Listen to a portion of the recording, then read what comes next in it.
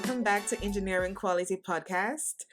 I'm Royally, and as always, I'm joined by my brilliant co-hosts Veronica and Ali. Hi, ladies. Hi, Early. It's Ellie here. Hi, everyone. I'm really looking forward to today's discussion. Hello, all. Same here. It's a tough topic, but an important one that we are going to discuss today.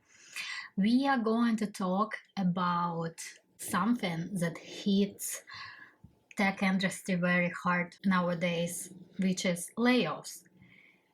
It feels like every week there is news of another round of layoffs, and it's affecting engineers, testers, leaders, really everyone in the tech. Yeah, and it's really not just about job losses. It's also about what happens next. If you stay, how do you and your team adapt to the new reality of staying? How can quality software suffer when suddenly there is fewer people doing the work? So there is a lot of nuances that we're going to cover on this episode today. Yeah, or even how do you prepare for the possibility of layoffs, right? Because let's be honest, none of us want to think about it, but we all know it's a reality in this industry. Yeah. So today we are going to unpack the impact of layoffs on individuals, on teams, and on software quality itself. Let's get into this. So let's discuss first the company perspective. What are some real reasons companies downsize? Is it always about cost cutting or there are other factors that may play into that? What do you think, ladies? I think they like to tell us that it's cost cutting, right? Because how often do we see where they have to cut cost, right? So they are reducing the number of employees or reduction of force or whatever they want to call it. But then a week later, you have all the C-suite or the senior VPs being promoted, and with that promotion comes massive raises. So really, is it cost cutting? Is it greed? I mean, the questions are there. Yeah. And I suppose it doesn't need to be one or the other too, right? It could be both as well. We often, because we are not the ones making the decision, it's really difficult to know and to understand why that's being done and if there is any reasons behind it as well. One thing that I often hear as a manager, because as a middle manager, I sometimes find out about a layoff that might happen ahead of time, but sometimes I don't find out ahead of time either. Sometimes I find out with everyone else too, even though I'm the one who has to break the news to people. But one thing that I find, especially with some organizations I've worked with in the past that were growing really fast, is that one of the reasons I feel it happens quite often is when they overhire, when there's poor planning on the hiring side of things. If they are a startup that has been getting a lot of funding or a lot of press, or they have just gone public or whatever. I've been in a couple of places where there was this boom in hiring.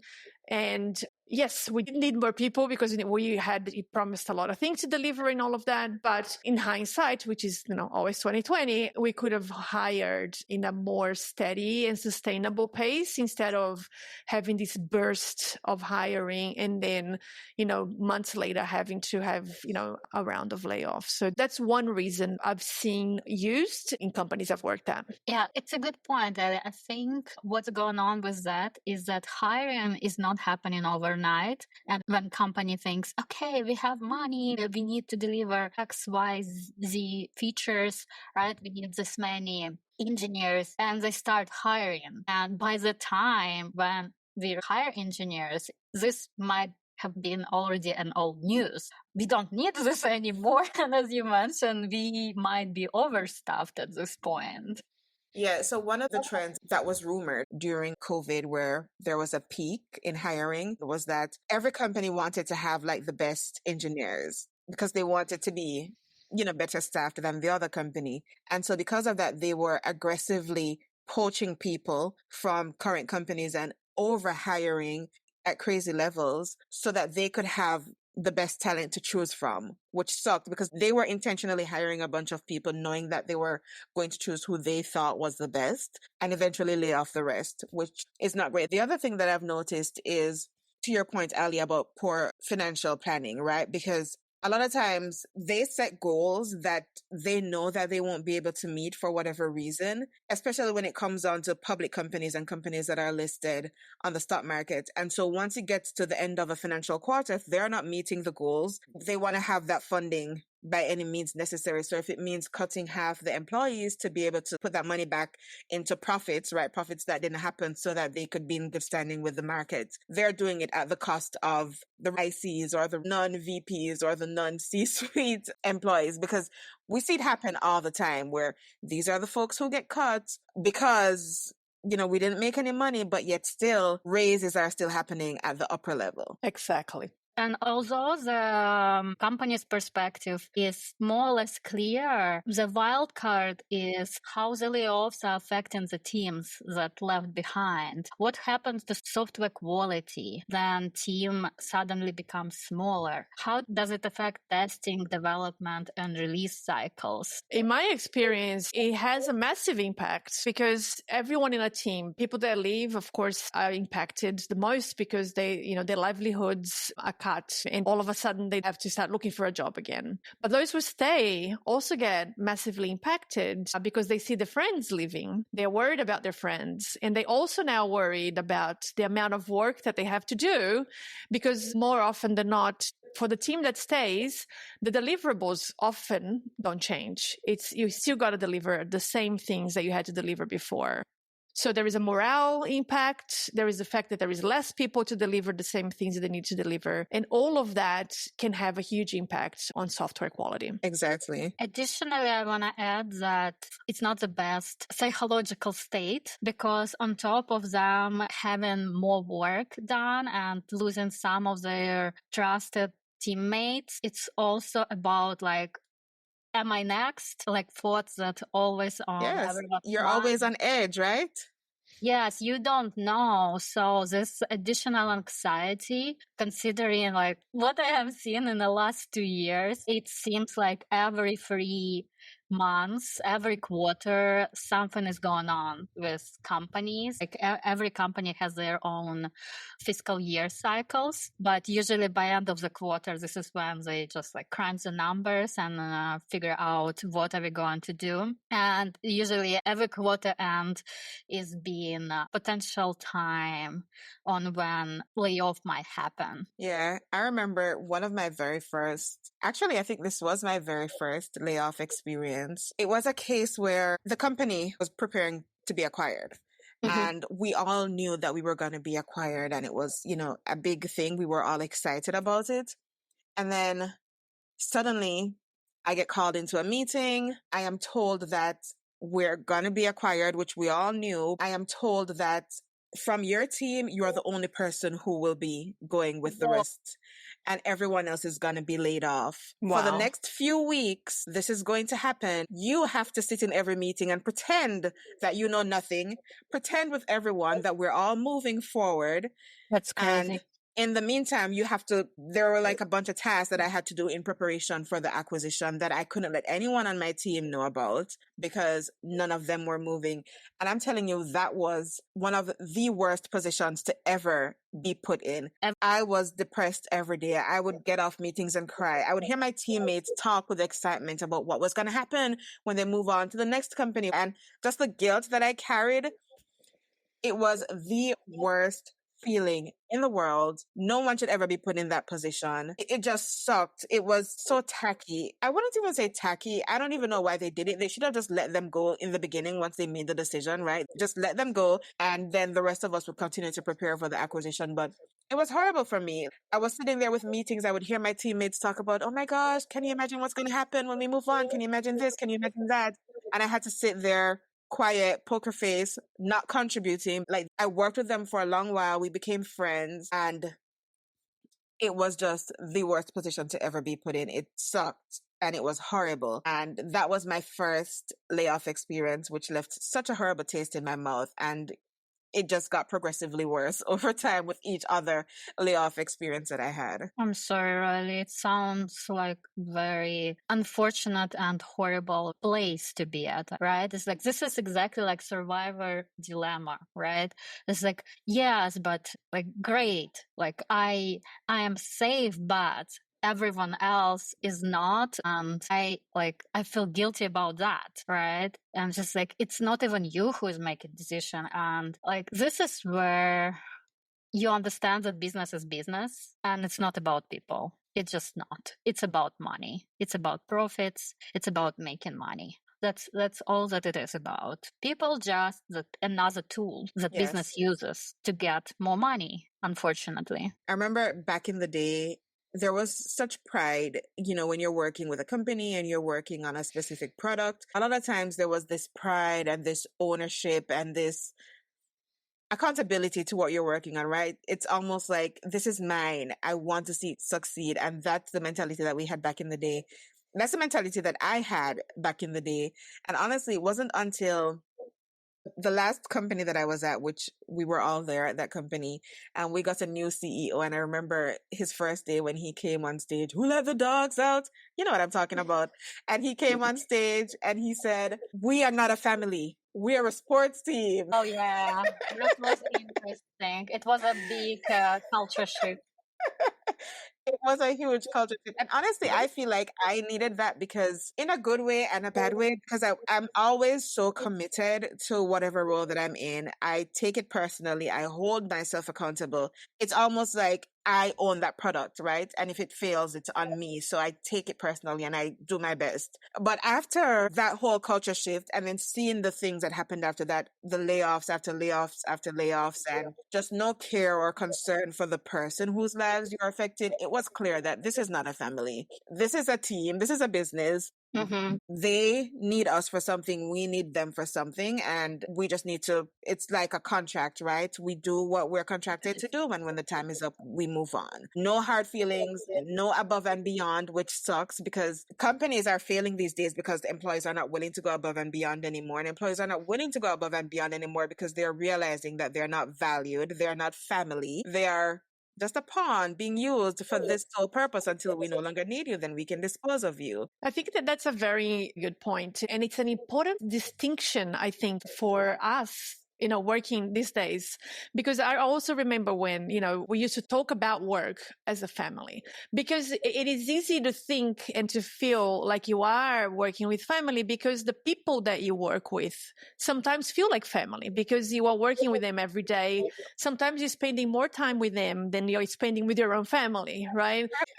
So it is easy from a psychological point of view to feel like you are part of a family, but the people that you work with are not the ones often that have that power over your job and your role. So the ones that you feel family with are not usually the ones who have the power to make decisions about your role tomorrow or not. Usually the ones that have that power are far, far removed from that feeling of friendship and family that we have with our co-workers. And I've grappled with that for a long time as well. Brady, luckily I've never been in a situation that you've been in, and I'm sorry that, you had to go through that in your very first dealings with layoffs kind of situation. But in every layoff that I've been a part of, like you said, every single one kind of gets a bit worse, because you know what's coming, the difficulties of getting back to working well again, and the main challenge for me, I think, not just as a manager, but really as someone that gets really close to the people that I work with, just like you said, really, that we do feel like they're all friends. Everyone becomes, we become friends. We work so closely together. It's the loss of trust that we all get from the team towards leadership, because it's really difficult to work at your best when there is no trust. And then going back to what you were saying before, Veronica, what about code quality? What about, the product quality and all of that? All of this can impact the quality of code, but the harsh reality is that it's impacting the morale first. So we are all impacted. We all feel that loss of trust. And in any relationship, once you lose trust, it takes a long time for that trust to be built again. And especially if you have layoffs after layoffs after layoffs, as we've been through before together, it is really difficult for us to build that trust in leadership again. And it's really hard to perform at your best in a situation like that. We always try to do it because, we like what we do. We usually like the product that we're working with, and we like the people that we are working with as well. So we want to, as a team, deliver something that, makes a difference in someone's life, but it is really difficult to continuously do that when you have no trust in the leadership that is making all those decisions. Yes, Ellie, you bring up a very good point with trust. And I think trust is a very big component of motivation. Well, if we have ruined trust, I mean, what kind of motivation we can talk about, really? Exactly. No one is motivated to do anything. And honestly, at every layoff, they'll say, this is the last one. This won't happen again. We had to do this because of so and so. You have to understand that this was so hard for us and we had to do it because of XYZ, and we won't do this again. And we're going to be in this position and it's going to be great, and go team go. And then boom, it happens again. Yeah. And it's So, like, yeah, didn't you just tell me that it wasn't going to happen again? How can I trust you? How am I going to be motivated to meet these goals, and so that we can have a great product and we can make all this money if you're just going to kick me to the curb next quarter, you know? in those last 4 years, I would say, starting 2020, right? It's really started this new era of layoffs. I think at the beginning, you're correct. The management was saying, this is the one and only time. And now we are going to be okay. Everything is like, we cut all the costs that's possible. And now we are like starting from the clean slate. We are so happy and excited about the future. And then it happened again. I think leadership was less confident to say something like that. And like I saw this transformation throughout the years, how CEO changed their narratives, because before it was like, no, we are going to let you know how we are doing. And then like as the time progressed, it became the message of, I cannot tell you if it's going to happen or not. We just need to see like where we are at and do the best for the company. So this is how the message changed itself, right? It's like, so it's just interesting how everything has been evolving with this new era of layoffs. And I think it's not only evolving how layoffs are happening, but I think we are evolving into an era where layoffs are becoming just part of normal business. You know, I've worked in organizations that never had a layoff since the start of the organization. And recently they've had, you know, one or two already. So it's almost like it's becoming a part of the business tools. You know, this is one thing that we are not scared to use anymore. So it's really important, I think, for us as workers, the people that, you know, are going to be continuously working with different organizations, that we find ways to be resilient to that, because I think it's going to become harder and harder to find organizations that are not using layoffs as a tool for profitability. Yeah, let's just talk about this. Let's talk about experience of being laid off and experience of staying behind, like how each of those experiences are different. What are the negatives and positives of both? I mean, for me, I think in a nutshell, I've been on both sides of it. I've been on both sides as manager and as an IC as well. And to me, the hardest times were the ones when I actually stayed. When I was the one that got into the layoffs, there is always that initial shock, you know, that feeling like, whoa, how didn't I see that coming? And why me? And, you know, I thought I was doing a great job, but it's never really about how much of a good job you're doing or not doing when layoffs come. So that's one thing that we got to get over. But it's one of the first things I usually think about myself. But I feel like, and we talked about this before we recorded, that it's almost like you can have some closure. You know, you get some sort of a package, sometimes a good one, sometimes an average one, but you can move on, right? It's like, okay, this company is behind me now. This place is behind me. I still have friends there, but I can move on. And I feel like when I was the one staying behind, that it took me longer to get over it, because first, I'm worried about my friends that had to go. Second, it's like you both said, we wonder, am I going to be next? When is the next round coming? Should I be looking for a job or not? So there is that, right? And then as a manager, my main concern is with the people that I'm managing. It's with the people that I'm there to support. And it's really difficult to kind of support people through that, because I'm going through this as well. well. I've been impacted psychologically as well. But my main goal as a manager that stayed behind is to help my team to overcome this period. And it's really a taxing time for a manager, but we can go into a bit of that more later. But just going back to what I set out to say is that I think in my experience, at least, I have overcome the situation a little bit faster when I was the one let go than when I stayed behind. I want to add about staying behind as a manager. The additional complication to all of that is that you need to somehow motivate the team and you cannot really make any promises. So it's just like your hands are tied and you cannot say, yeah, you will be safe, right? Yes. Or everything will be okay and just let's just go and do our best work, right? It doesn't work anymore because trust have been shattered. Yes. And as a manager, I can't out of good conscience say that anyway, because half of the time I didn't even know it was going to happen in the first place. So how can I tell my team, it's not going to happen again if I didn't even know that this one was going to happen? So it's not something that I can say. And that's usually what everyone wants to hear. It's like, is this the last one, And it's the one thing that I can never say to my team. So. And then a lot of times there are questions, right? Like after it happens, when you're staying back, you have so many questions. And sometimes they have town halls immediately and try to answer questions and give you some sense of peace to go throughout the rest of the day as you reflect on all that happened. And sometimes it's a week before you hear anything. So you have this long time where all these feelings, all these emotions are festering. Your manager has no answers because they don't even know what is happening or why it happened or what is going to happen next. There's no one to ask. There are still these deadlines that you have to meet. As Veronica said, you're not motivated at all to do anything.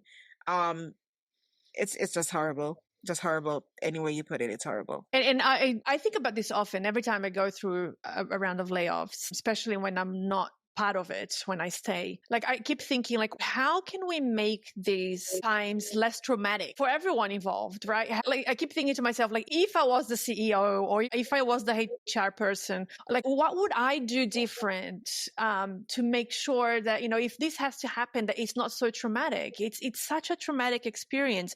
And it seems to me again, they find newer ways to make it more traumatic every time. It's really crazy. I've been through one, in a company where they actually had the town hall before they had the layoff. So that they went through the town hall. They told everyone that there was going to be changes. And they said, within the next 2 hours, if you receive an email, you are going to be part of the layoffs that's about to happen. And to me, I thought that knowing ahead of time would be better. But then for those 2 hours, everyone is then freaking out. It's like, there's did no you work get the that's email? going to be done.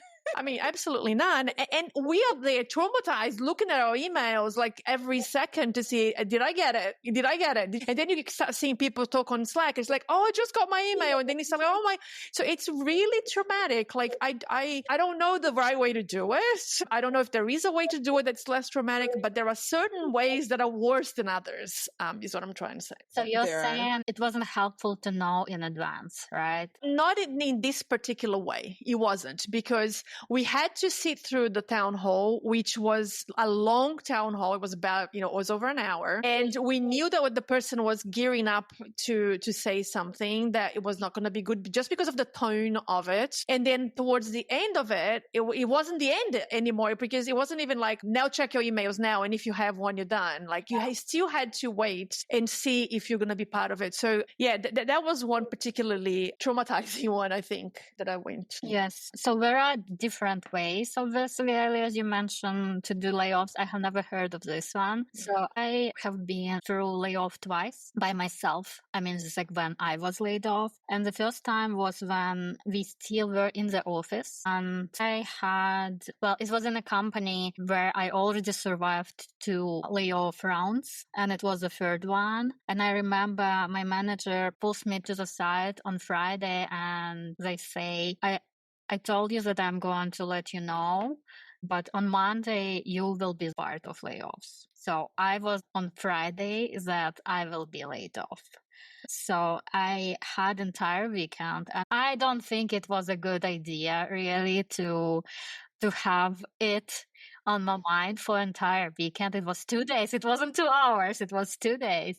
I think the intention was for me not to be surprised, but I'm not like at this point, I'm not sure if it was the right decision because I was worried for 2 days. I already knew that this is what's going to happen. And I remember I came in the morning on Monday morning and HR pulled me to the room. I was signing, like, it was like, they told me, okay, you're being impacted. You need to like sign the documents right now. And if you sign everything, then here's your severance package. It has been the first time that it ever happened to me.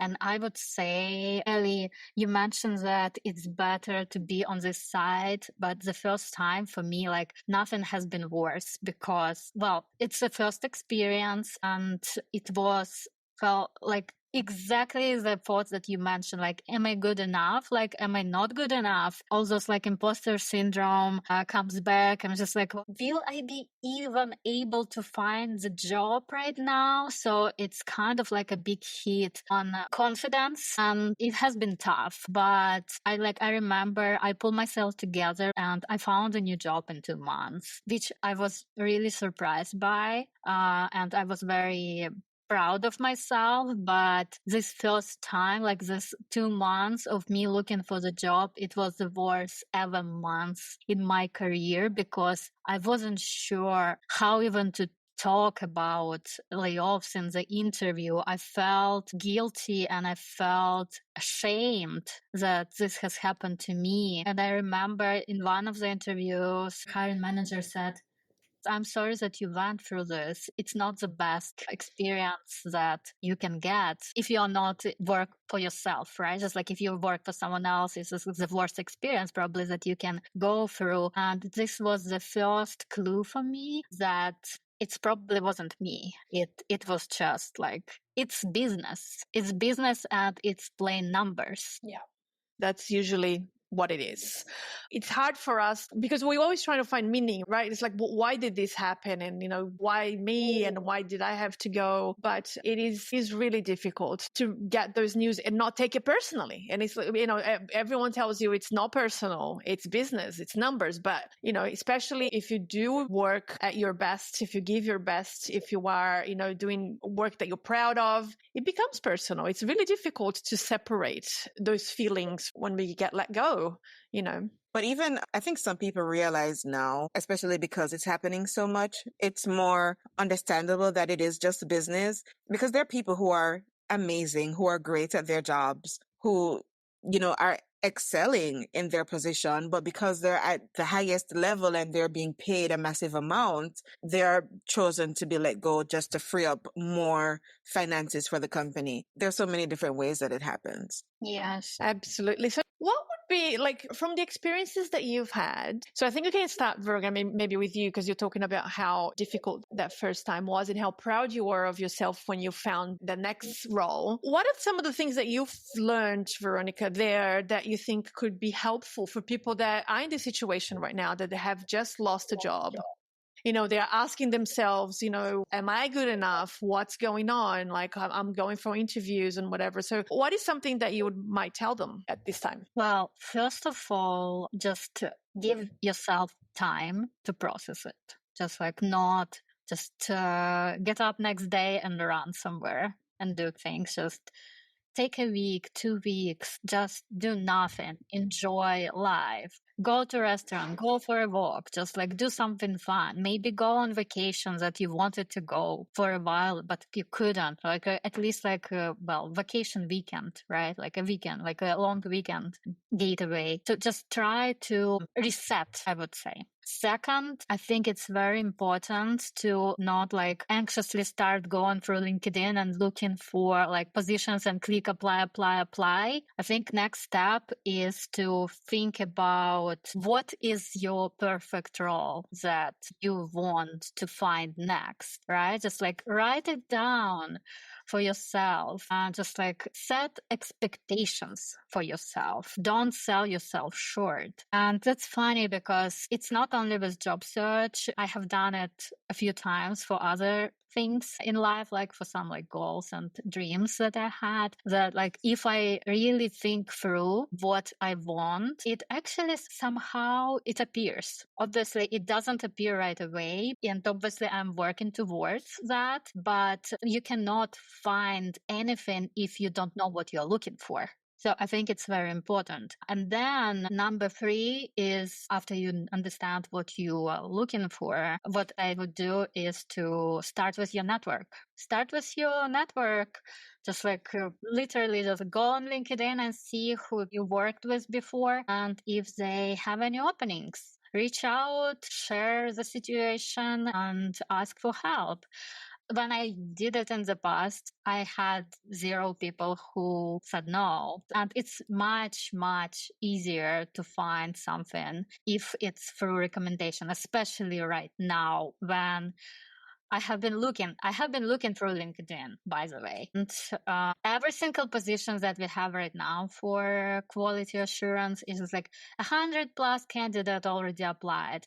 I was talking to recruiters and they were saying each position gets approximately 3,000 resumes per week. That's Wow. insane. That is insane. So I just like don't know how it's even possible right now to just like apply into this pool of 3,000 people on the same position and hope that you will be picked. It's very low chance. So I think that like the narrative right now would be just like try to leverage your network for that. Yep, that's a very good tip. I think networking all the way. One tip I would give as well is make sure you leverage AI, because a lot of the recruiters are using AI to scan through email, through resumes. So make sure your resume has all the AI keywords that it needs so it can get through at least that first step. So, use AI, ask for the right keywords, change your cover letter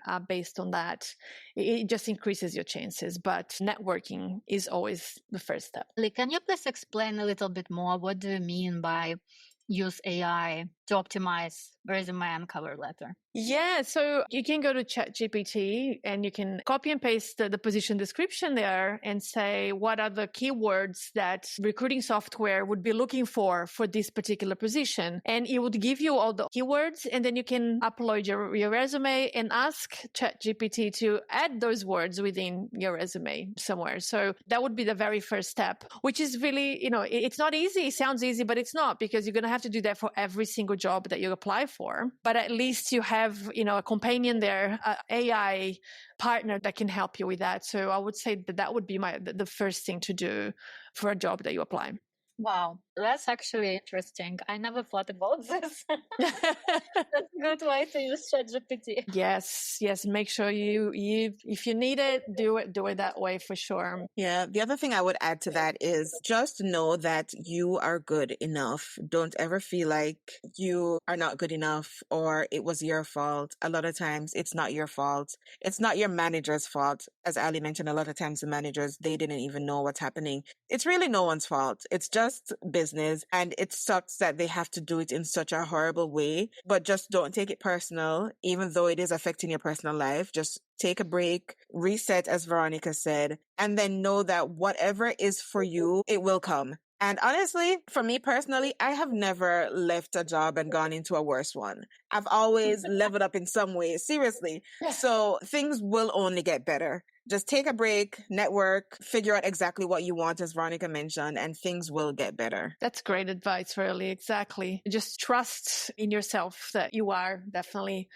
good enough. What about some tips for those who might be on the other side of, of this coin, people that have gone through layoffs recently and might be struggling right now in the position that they find themselves in right now? What would be some tips that you'd have for them? So I'd say the same thing. You are good enough, right? Like, still do your best at your job. And when I managed people, this was one advice that I always gave. Even though things are uncertain in the company and you don't know when your time is going to come, still do your best. Don't think of it as I'm doing it for this company that has literally betrayed my trust, because here they are destroying the lives of people who I've worked close with. But think of it as I am doing my best at this job and I am learning things that are going to help me to grow and help me be a better person, help me to be better in the next role, or help me to get something even better. So I hate to say you have to be a little bit selfish, but you do, because businesses are selfish. They are only thinking about the businesses. So you have to think about yourself and just use it as an opportunity to get the real world experience that you need to ultimately get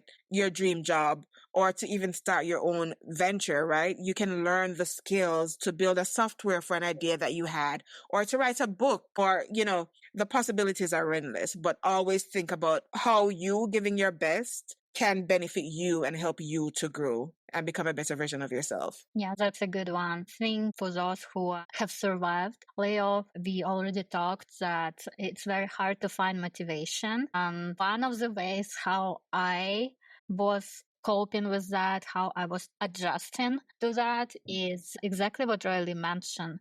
I was trying to find additional projects, right? Like more like a extra curriculum that would align with my goals for the future. So I can get exposure to new things, try new things, and understand if it's for me or not. Like, if it's possible to do that, if it's possible to get as much experience as you can out of the place where you're working at, well, just do that. If you have this opportunity, use it. Because as Riley mentioned, if you won't think about yourself, no one else will really. So you are only one, and you own it to yourself to take care of yourself. Amazing Exactly. advice. I think a lot of the times, a layoff can be a wake up call for people that stay as well. One good place to start, like you said, Veronica, is, try to find something that motivates you within the role, be it within the current role you're doing or something that's extracurricular, outside of what you're doing. But try to, I usually say that to my teams, and I try to remind myself of this as well. During these times, there is so much transition, so many things that we can't control. Try to find one thing that you actually can control. Is it, for us that are doing testing, for example, do you want to implement a new framework, or is there a ticket that you want to go and test that you needed to test? Find one thing that you can control that gives you the emotional burst, something that you like to do. Go and do that and focus on that, because there is so much that we can't control. It's really important to find the things that you have control over. So that would be my one tip. Yeah, this is a good one. So we did talk about many things, but can I just quickly maybe share for folks who have never experienced layoffs, what are the common package that layoffs usually go with? What is the structure of potential severance compensation that companies follow across the industry? Is there a common one that's followed across the industry? Because I I was think just gonna say, yeah, it varies. There are people who have laid people off and have given them nothing. So there's some who have given 2 weeks. There's some who have given months. So it just depends. I've seen where they've given a year. So yeah, it just depends.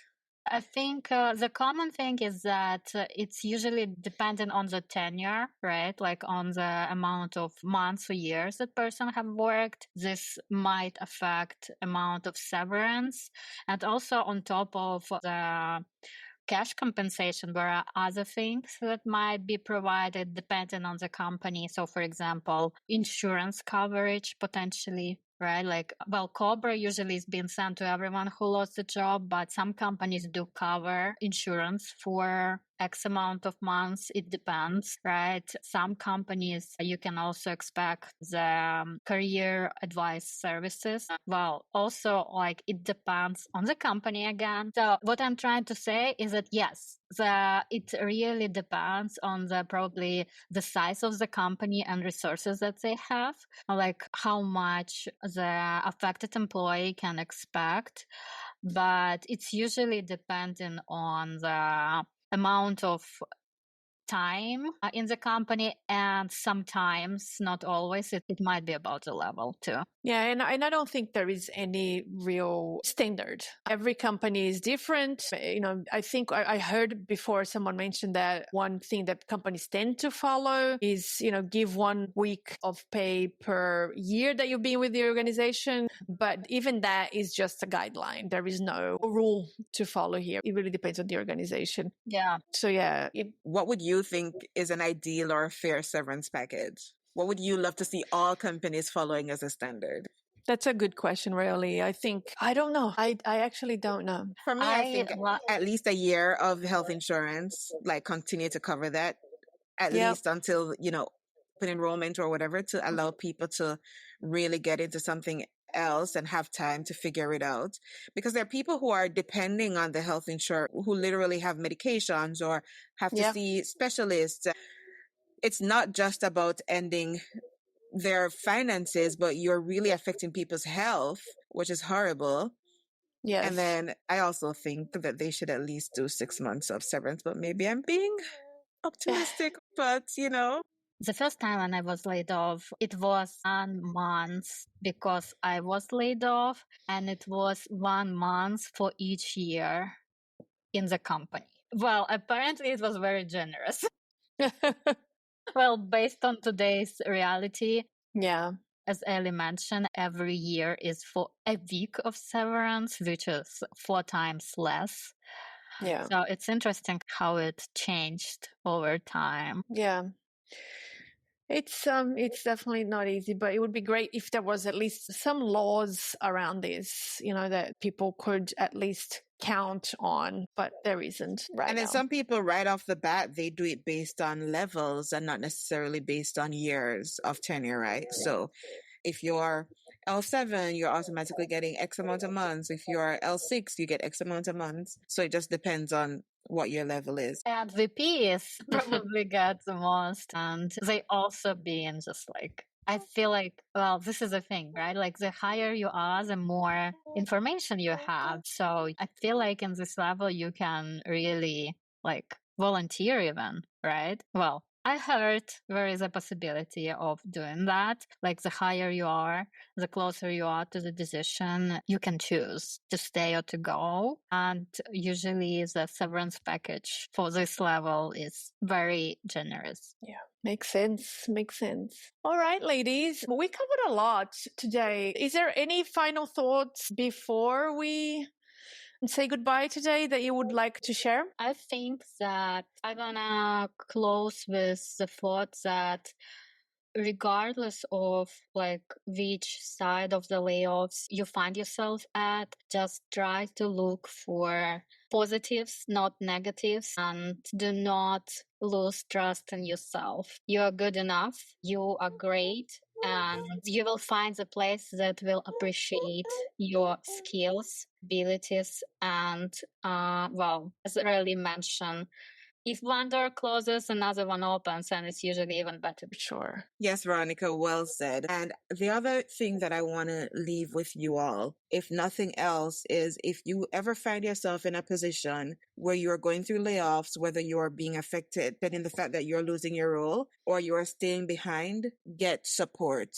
Do not go through it alone. It can really mess with your mental state. You can really get depressed if you dwell on it too much. Do not turn to substances. Just get support. Go around the people you love.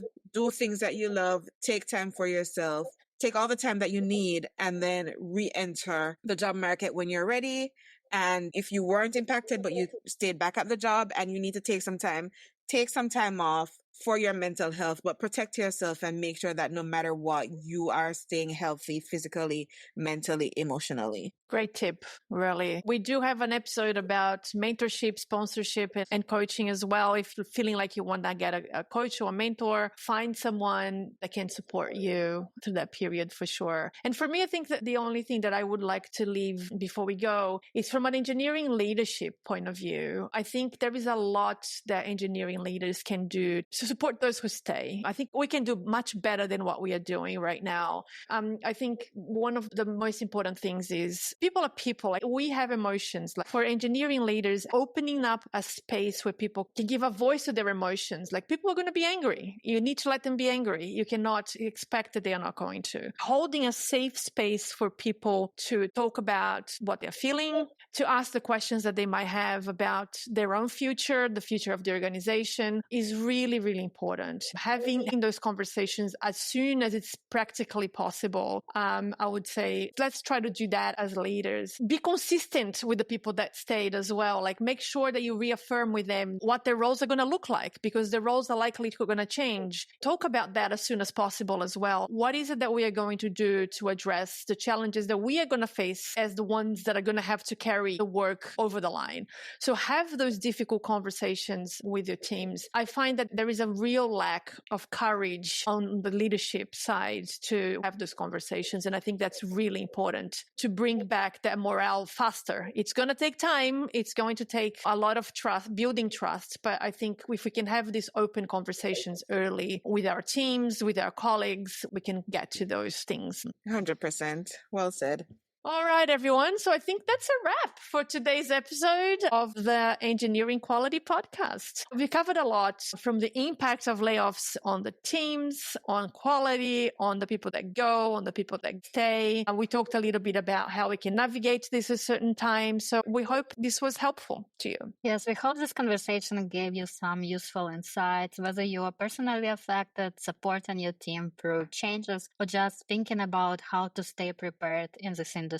Yeah, and don't forget to subscribe to our podcast for more discussions on software engineering, testing, and all these challenges that we face in tech. So follow us on Instagram at engineeringquality_podcast, or on X, formerly Twitter, at engineeringqual. Thanks all for tuning in, and we'll see you in the next episode. Remember, stay resilient and keep building great software. Bye, everyone.